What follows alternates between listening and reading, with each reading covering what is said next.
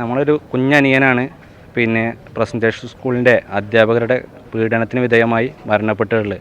അപ്പോൾ ഇനി നമ്മുടെ ഹരീഷ് ജിഷ ദമ്പതികൾക്ക് കുഞ്ഞിനെ നഷ്ടപ്പെട്ടു.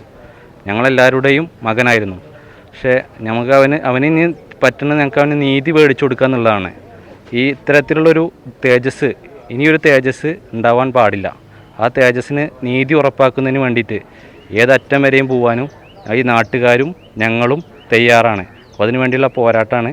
അപ്പോൾ അതിനുവേണ്ടിയുള്ള ആദ്യ യോഗമാണ് ചേർന്നിട്ടുള്ളത്. ആ കുട്ടീൻ്റെ നീതി ഞങ്ങൾ ഉറപ്പാക്കും. അപ്പോൾ അതിനുള്ള കമ്മിറ്റി രൂപീകരിച്ചിട്ടുണ്ട്. മികവുറ്റ വിദ്യാലയത്തിൽ പ്രീ പ്രൈമറി മുതൽ അന്താരാഷ്ട്ര നിലവാരത്തിലുള്ള പഠനമുറപ്പാക്കാം. AC ക്ലാസ് മുറികൾ, kids park, indoor game, spoken English training, വാഹന സൗകര്യം, AI റോബോട്ടിക് പഠനം, ടാലന്റ് ലാബ്, എല്ലാ വിദ്യാർത്ഥികൾക്കും സൗജന്യ അപകട ഇൻഷുറൻസ് നൽകുന്നു എന്ന പ്രത്യേകതയും പാതായ്ക്കര AUP സ്കൂളിലുണ്ട്. AUP school Pathaikkara, Perinthalmanna. Perinthalmanna presentation higher secondary സ്കൂളിലെ 8ാം ക്ലാസ് വിദ്യാർത്ഥി തേജസിന്റെ ആത്മഹത്യയിൽ കൂടുതൽ അന്വേഷണം വേണമെന്നാവശ്യപ്പെട്ട ജനകീയ കൂട്ടായ്മ. ആത്മഹത്യയ്ക്ക് ഉത്തരവാദികളായ അധ്യാപകർക്കെതിരെ നിയമ നടപടികൾ സ്വീകരിക്കണമെന്നും ജനകീയ കൂട്ടായ്മ.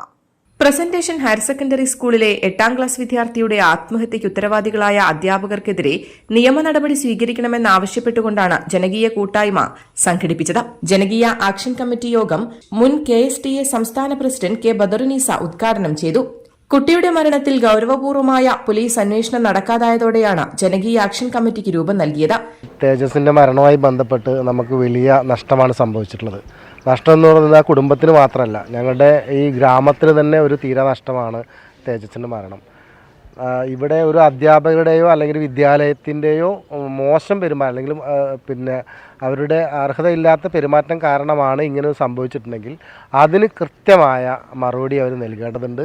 അതിന് ആരാണോ തെറ്റ് ചെയ്തത് അവർക്ക് ആ കുറ്റം ചെയ്ത ആൾക്ക് ശിക്ഷ വാങ്ങിച്ചു നൽകണം. അതിന് നീതി കിട്ടുന്നത് വരെ ഞങ്ങൾ ഈ പോരാട്ടം തുടരും. ഇതൊരു ഗ്രാമമാണ്. ഞങ്ങളെ സംബന്ധിച്ചിടത്തോളം ഏകോദര സഹോദരങ്ങളെപ്പോലെ ജീവിക്കുന്ന ആളുകളാണ്. ഒരു ജാതിയോ മതമോ രാഷ്ട്രീയമോ ഒന്നും നോക്കാതെ ഒന്നിച്ച് ജീവിക്കുന്ന ആളുകളാണ്. ഒരു കാരണവശാലും ഇനി ആ വിദ്യാലയത്തിൽ നിന്ന് മാത്രമല്ല ഏത് വിദ്യാലയത്തിൽ നിന്നും ഇങ്ങനെ ഒരു ദുർമരണം ഉണ്ടാവാനുള്ള സാഹചര്യം ഉണ്ടാവരുത്. അതിന് തുടക്കമാണ് ഈ യോഗം. ഇവിടുന്ന് അങ്ങോട്ട് ഞങ്ങൾ ആലോചിച്ചിട്ട് ബാക്കി പരിപാടികളൊക്കെ മുന്നോട്ട് കൊണ്ടുപോകും. ഇവിടെ കേസ് എടുത്തു എന്നാണ് പറയപ്പെടുന്നത്. SPക്ക് കൊടുത്ത പരാതിയുടെ അടിസ്ഥാനത്തിൽ കേസ് എടുത്തു എന്നാണ് പറയുന്നത്. ആ കേസ് ഒരു കാരണവശാലും അട്ടിമറിക്കപ്പെടാൻ ഞങ്ങൾ അനുവദിക്കില്ല. അതിൻ്റെ പിന്നാലെ ഞങ്ങളുണ്ടാവും. ഒരു കാരണവശാലും ഒരു ബാഹ്യശക്തിയുടെ ഇടപെടലും ഞങ്ങൾ അനുവദിക്കില്ല. നീതി കിട്ടുന്നത് വരെയുള്ള പോരാട്ടങ്ങൾക്ക് ഞങ്ങൾ നേതൃത്വം കൊടുക്കുകയാണ്. 8ാം ക്ലാസ് വിദ്യാർത്ഥിയെ മാനസികമായി പീഡിപ്പിച്ചുവെന്നും വേറെ സ്കൂളിലേക്ക് മാറാൻ കഴിയില്ല എന്ന ഭയവുമാണ് ആത്മഹത്യയ്ക്ക് പിന്നിലെന്ന് കാണിച്ച് കുടുംബം SPക്ക് പരാതി നൽകിയിരുന്നു. സ്കൂൾ അധികൃതർക്കെതിരെ ഗുരുതര ആരോപണങ്ങളാണ് രക്ഷിതാക്കൾ പരാതിയിൽ ഉന്നയിച്ചത്. പരീക്ഷാഫലം വരുന്നതിന്റെ തലേദിവസ രാത്രി വിദ്യാർത്ഥി വീട്ടിനകത്ത് തൂങ്ങിമരിക്കുകയായിരുന്നു.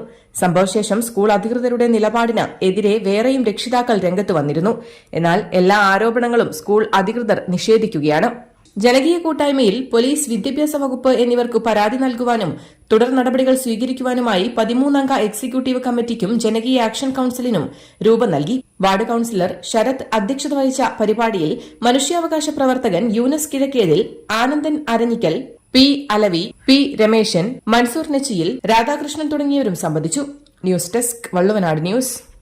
നന്ദിയുണ്ട്. ഇന്നോളം എത്തിയ ഞങ്ങളുടെ ഈ സുവർണയാത്രയിൽ നിങ്ങളുടെ ഓരോ ആഘോഷങ്ങൾക്കുമൊപ്പം ഞങ്ങളെയും ചേർത്ത് നിർത്തിയതിന്. Beauty mark gold and diamonds, specially for U.